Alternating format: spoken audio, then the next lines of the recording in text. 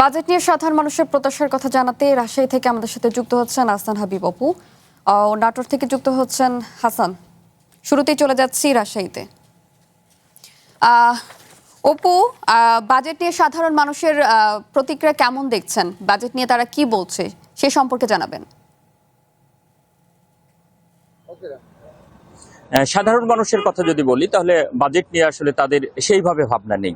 আমি বাজেট প্রসঙ্গে অনেকের সাথে কথা বলেছি গতকাল থেকে, তাদের বক্তব্যটা আসলে বাজেট সম্পর্কে তাদের ধারণা নেই। কত হাজার টাকার বাজেট হলো, কত কোটি টাকার বাজেট হলো, এসব নিয়ে তাদের কোনো ভাবনাও নেই।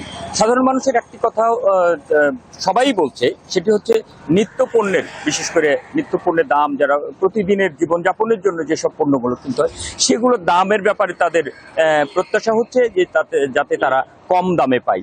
বাজেটে তারা একটা জিনিস দেখতে চাই, যেটি বলছে যে বাজেট ঘোষণার পরে যে জিনিসটা দেখতে চাই, কোন কোন পণ্যের দাম কমলো, এই বিষয়টাই তাদের কাছে সবচেয়ে গুরুত্বপূর্ণ।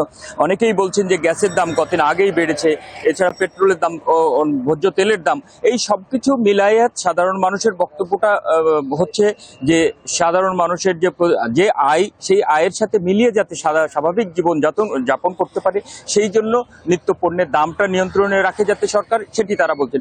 একটি জিনিস বলছে, মোটামুটি যারা বোঝেন কিছুটা, তাদের বক্তব্যটা হচ্ছে যেহেতু এবারের বাজেটটা দিচ্ছে নতুন একটি সরকার, দীর্ঘ সময়ের পরে নতুন সরকার আসার পরে তারা যে প্রথম বাজেটটি দিচ্ছে, আশা করছে সাধারণ মানুষের কথা বিবেচনা করেই, বিশেষ করে নিম্ন আয়ের মানুষ, মধ্য আয়ের মানুষের কথা বিবেচনা করে এই বাজেট হবে এবং এই বাজেটে মানুষের উপর বাড়তি কোনো চাপ তৈরি হবে না, এটি সাধারণ মানুষ, খেটে খাওয়া মানুষের প্রত্যাশা। আর ব্যবসায়ীরা যেটি বলছেন বা রাজশাহী রাজনীতিবিদ, তাদের বক্তব্যটা হচ্ছে রাজশাহী অঞ্চলটাকে অবহেলিত হিসাবে মনে করা হয় এবং এই জায়গাটাকে উন্নতি করতে হলে কর্মসংস্থানের একটি খুবই জরুরি জায়গা, সেই জায়গাটা গুরুত্ব পাবে বাজেটে বলে তারা প্রত্যাশা করছে। রাজশাহী অঞ্চলে কৃষিভিত্তিক শিল্প প্রতিষ্ঠান গড়ে তোলার ব্যাপারে সরকারের আন্তরিকতা থাকবে। সেই সাথে একটি জিনিস, এখানকার খুব সাধারণ মানুষের যে অভিযোগ, যে এইখানকার রাজনৈতিক নেতৃবৃন্দ বা জনপ্রতিনিধিরা রাজশাহী অঞ্চলের মানুষের প্রত্যাশার জায়গা, যেটি কর্মসংস্থান সৃষ্টি জরুরি, সেই জায়গাটাই দাবি আদায় করতে ব্যর্থ হয়েছে দীর্ঘ সময় ধরে।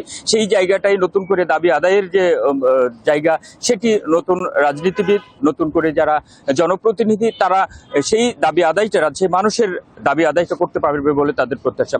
এখানে কৃষিভিত্তিক বিষয়টাকে বেশি গুরুত্ব দেওয়া হচ্ছে, কৃষিভিত্তিক বিশ্ববিদ্যালয়ের দাবি বহুদিন ধরে। আর এছাড়া ব্যবসা বাণিজ্যের আসলে এখানে বড় কোনো শিল্প প্রতিষ্ঠানও গড়ে ওঠেনি, সেই জায়গাটাতে নানাবিধ সমস্যা আছে, সংকট আছে। তার মধ্যে অন্যতম ধরা হয় জ্বালানি সংকটের একটি বিষয় ধরা হয়। এছাড়া এখানকার পণ্য যদি বলি যে শ্রমিকে সেটি সস্তা, কাঁচামাল যেটি সস্তা পাচ্ছে, কিন্তু এখান থেকে পণ্য উৎপাদন করার পর সেটি বাজারজাত করার জন্য সারা দেশের যে যোগাযোগ ব্যবস্থার যে উন্নয়ন দরকার, সেই জায়গাটাই অবহেলিত বলা হয়। দীর্ঘদিন ধরে ব্যবসায়ীদের পক্ষ থেকে এই দাবি জানিয়ে আসা হচ্ছে যে রাজশাহীর ব্যবসা বাণিজ্য উন্নতি করতে হলে এখান থেকে রেলপথের কিছু সংস্কার দরকার, সেই জায়গাটাতে গুরুত্ব দেওয়ার কথা বলা হলেও কিন্তু বহু বছর ধরেই এখান থেকে বঞ্চিত। ব্যবসায়ীদের যেটি বক্তব্য, ব্যবসা বান্ধব যে পরিবেশ দরকার, এখানকার ব্যবসায়ীরা পিছিয়ে পড়া অবস্থা থেকে ওঠার জন্য সরকারের যে আন্তরিকতা দরকার, বিশেষ করে ক্ষুদ্র ব্যবসায়ী, এখানে যারা যে কিছু আছে তারা ক্ষুদ্র ব্যবসায়ী, তাদের দিক থেকে যেই পরিবেশটা চায়, বিষয়গুলো আছে সেই জায়গাগুলোতে তারা স্বাচ্ছন্দ্য চাই, সেই জায়গাগুলোতে যে সীমাবদ্ধতাগুলো আছে সেগুলো সরকার নতুন করে ভাববে এবং নতুন বাজেটে এ অঞ্চলের উন্নয়ন, বিশেষ করে কর্মসংস্থান, কৃষিভিত্তিক বিভিন্ন প্রসঙ্গ আছে কৃষিভিত্তিক, সেই জায়গাতে গুরুত্ব পাবে বলেই মনে করছে সাধারণ মানুষ এবং স্থানীয় ব্যবসায়ীরা। অপু, আপনাকে ধন্যবাদ। এবার জানাবো নাটোরের খবর।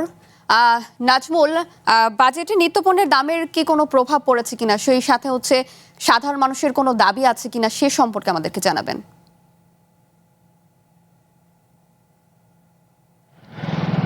ধন্যবাদ। আপনি যেমনটি বলছিলেন, উত্তরের জেলা নাটোর, এই নাটোরে বেশিরভাগ মানুষের জীবন জীবিকা নির্বাহ হয়ে থাকে কৃষিকাজ করে।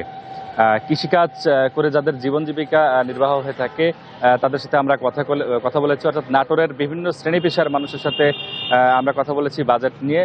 বিশেষ করে কৃষক থেকে শুরু করে সাধারণ শ্রেণী পেশার মানুষ যারা আছেন, তারা আমাদেরকে জানিয়েছেন যে এবারের বাজেটে কৃষি খাতে এবং স্বাস্থ্য এবং শিক্ষা খাতে, বিশেষ করে কৃষি খাতে যদি বাজেট বৃদ্ধি করা হয়, সেক্ষেত্রে কৃষকরা যে ফসলগুলো ফলান, কৃষিকাজ করে তাদের জীবন জীবিকা নির্বাহ করে থাকেন, সেক্ষেত্রে তারা কিন্তু অনায়াসে জীবনযাপন করতে পারবেন।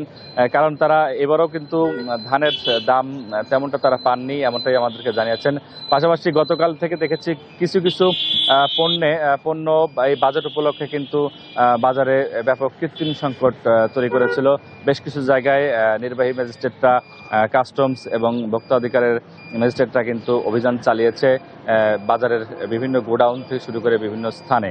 আর সাধারণ মানুষ অর্থাৎ বেশ কিছু রিক্সা চালক, ভ্যান চালক থেকে শুরু করে মধ্যবিত্ত মানুষদের সাথে আমরা কথা বলেছি।